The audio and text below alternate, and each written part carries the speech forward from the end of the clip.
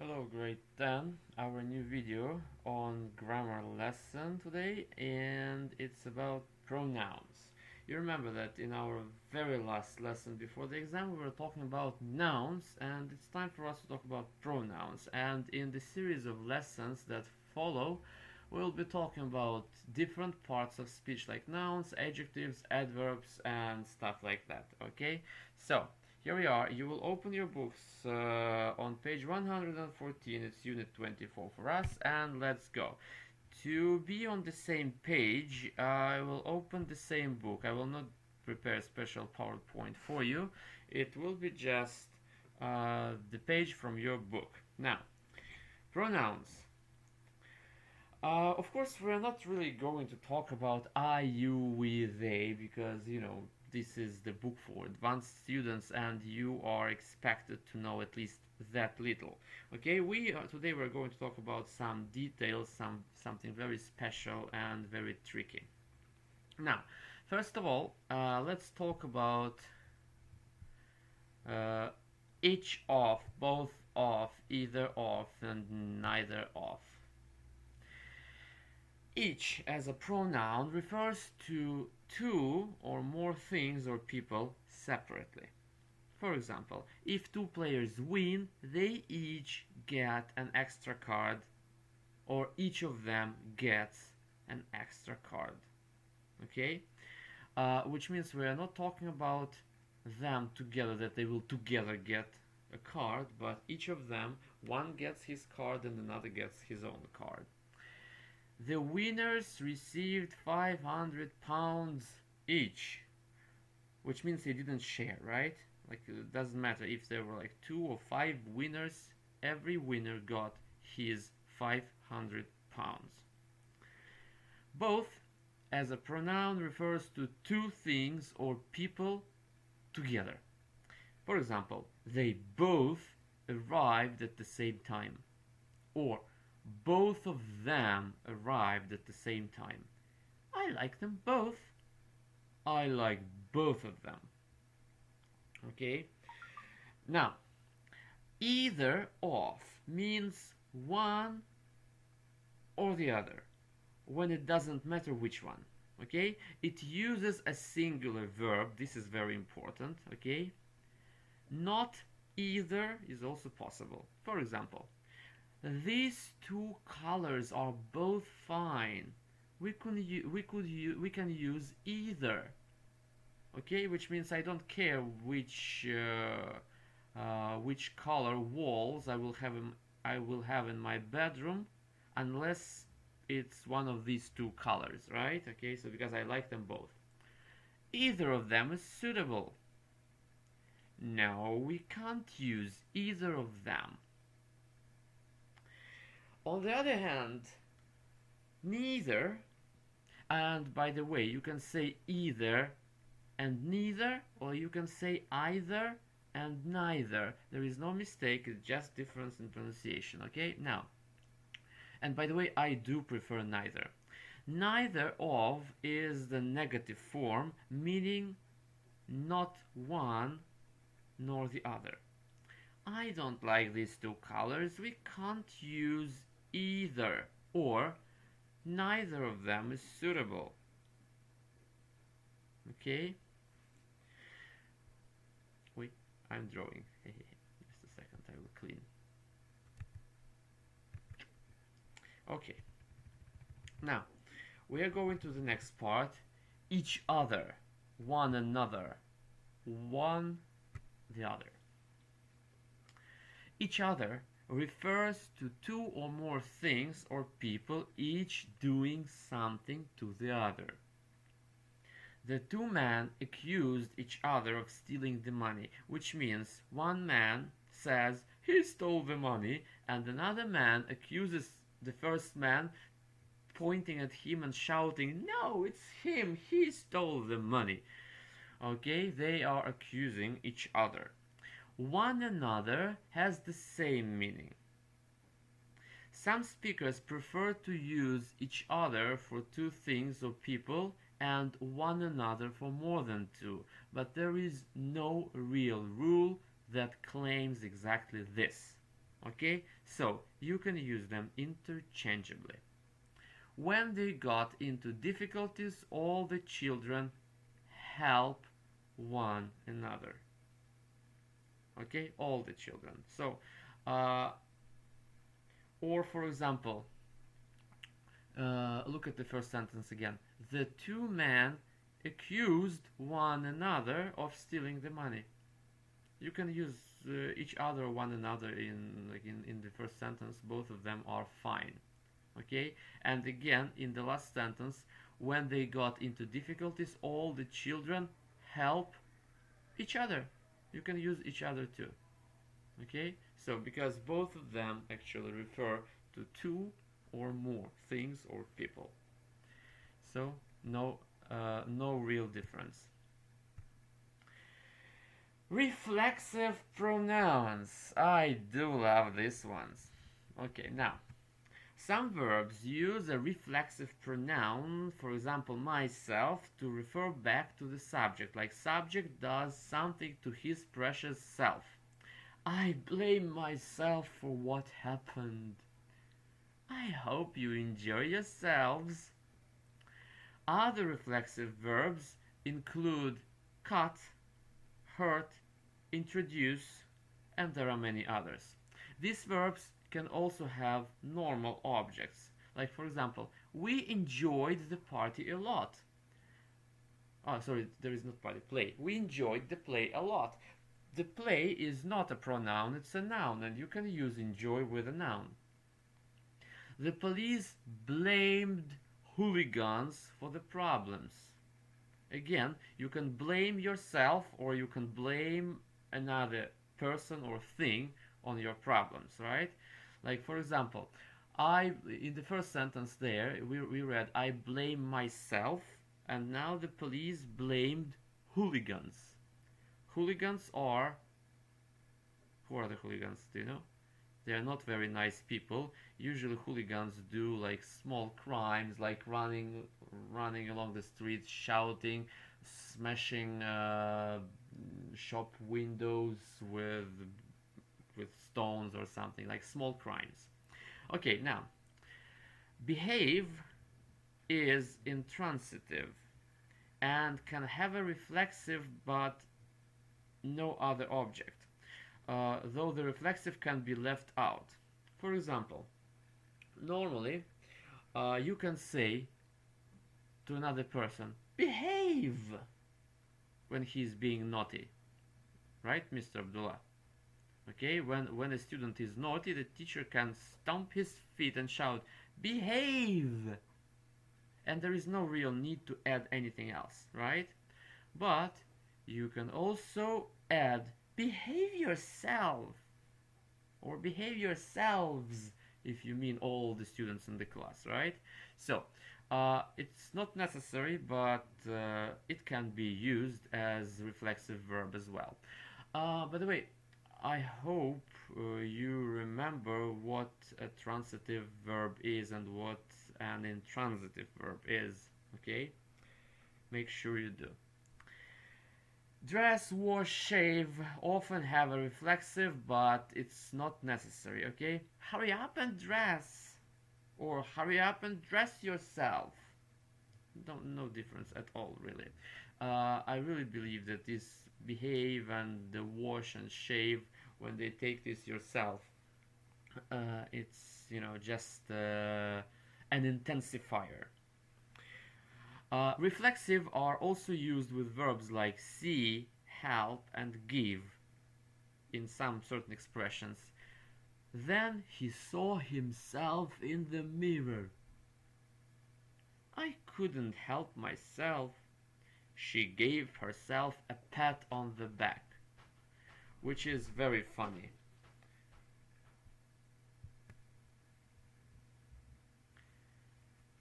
Okay, now also someone, anyone, everyone, no one.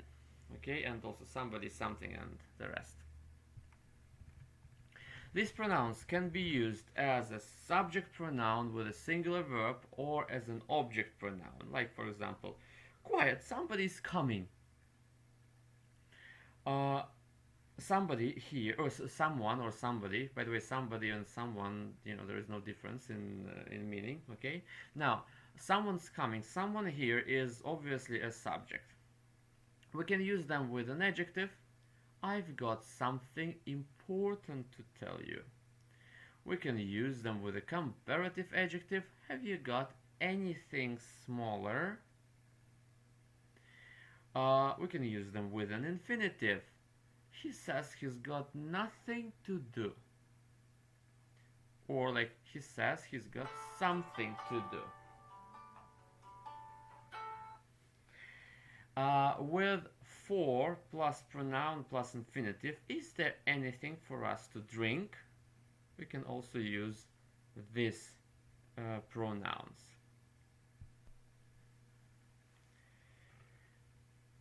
The same uses also apply to adverbials like anywhere, somewhere, nowhere. Okay, you remember that adverbials, they are words and phrases that behave in sentences as adverbs, but they're not real adverbs according to grammatical structure of the word. Okay, there is nowhere nice to see it. Do you know anywhere cheaper? I need somewhere to stay. What needy sentences are they? Okay, else can be added to all of these words to mean other. I'm in love with someone else. Do you want anything else? Like, for example, I already gave you tea, but maybe to your tea you want anything else? Something else? There is nothing else to say. There is nowhere else to sit.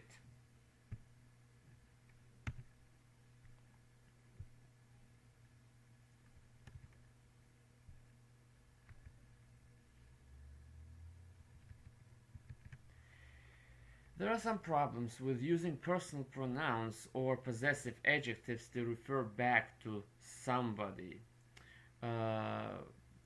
as the person could be a male or female. Traditionally, he or his was used.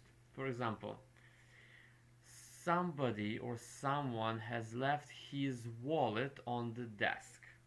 Okay, so of course we don't know whose wallet that was, and it can be a lady's wallet or a gentleman's wallet, but in this case, as we don't know, we use his just as is.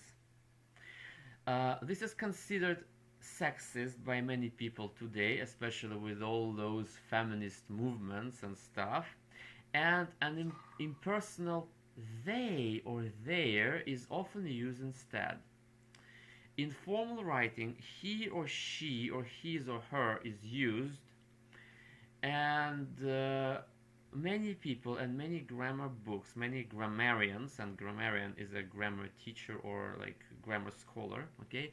Many grammarians say that this use of they and their is not correct. So, if you want to use it, keep it for spoken language, but in writing, please use he / she or his / her if you don't want to sound sexist. Does everyone know what they're supposed to be doing?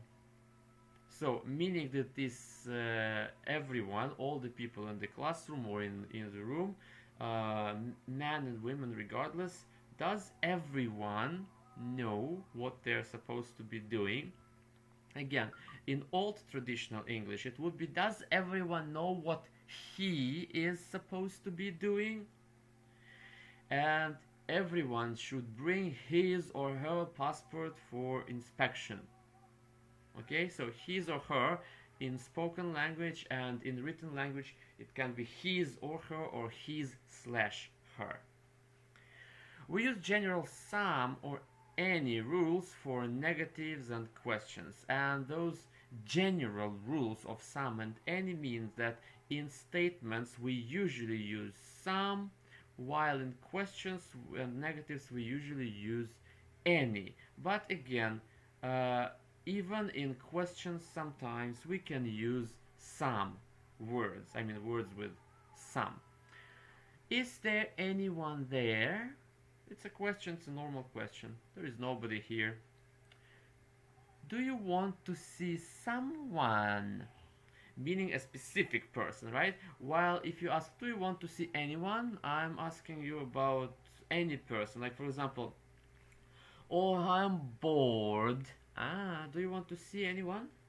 Like maybe we should invite someone and they will bring us some coronavirus with them.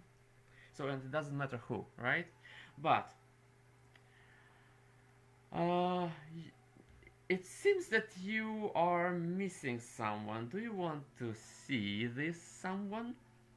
Again, specific person. Next rule is about one and ones used as pronouns. One and ones can be used to avoid repeating a countable noun. For example, are those the ones you meant? One can also mean person. She's the one I love. Both of them can be used with adjectives. I like the red one. Or like for example, so girls, ladies, you are in a clothes shop and there are two dresses and the shop assistant tells you like, okay, which dress do you like? And you tell him, I like the red one. Or for example, you are in the bazaar and there are apples like green apples, red apples, and yellow apples, and the seller is asking you like, which ones? And you tell him, I like the red ones, meaning apples, right? So all in all, we use this one talking about countable things. One, the other, can be used to refer to two things. For example, what's the difference between M1 and the lawn mower? One is a motorway and the other is a way to mow. Okay, so one and the other. I don't really like this example. You know, it's very special. Some of you don't even know what is M1. Okay, now let me give you another example. What's the difference between Putin and Trump? One is the Russian president and another is American. Oh, and the other is American. You can, by the way, you can use one and another or one and the other. But the other is used with the article, another without. Like for example, one is the Russian president and the other is American, or one is the Russian president and another is American. One and you. We use one in formal speech or writing as an impersonal pronoun when we refer to people. One grows to rely completely upon one's servants, which means people grow to rely completely upon their servants. We don't know which people, we don't know who they are, like they're just people, okay? In everyday speech, we use you. I think you soon get tired of coming long distances. Again, in official language, it would be one soon gets tired of commuting long distances. Or if you try to say the first sentence informally, you can say, you grow to rely completely on your servants. And now a bit about it. It is used as an empty subject for verbs that have no real subject. Okay, it's like, it's 6:30. Who does 6:30? No one does 6:30. It's raining. Who's raining? No one is raining. It's just raining. It was hot. It's going to be 40. It's 200 miles to Scotland. It's cold. It is also used as a subject for say to describe what is written. For take to describe length of time, and in expressions it doesn't matter and it's no use. It says here we have to be there an hour before. So, like for example, I'm reading something that is written on my cinema or theater ticket, and it says here we have to be there an hour before. It is written there, but we don't say. Okay, you can say it's written here, or you can say it says here. It takes an hour to get there. Who takes your hour? No one. It's just it. It doesn't really matter. It's no use. I can't make it work. Or it's no use to try and make it work. It is often used with seem to plus action verb, and with seem as if, seem that, look as if, and appear that. It seems to snow a lot in this part of the country. Again, it's an empty pronoun because there is no one who seems, right? It just seems. I think so. It seems as if everyone is having a good time. It looks as if we are going to be late. It appears that the meeting has been postponed. It seems that the meeting has been postponed. It is used in phrases. It's a pity. It's a shame. It doesn't matter if. It's a pity you missed Jack. It's a shame you didn't come to the party. It doesn't matter if I catch a later train. And the last thing for us. There.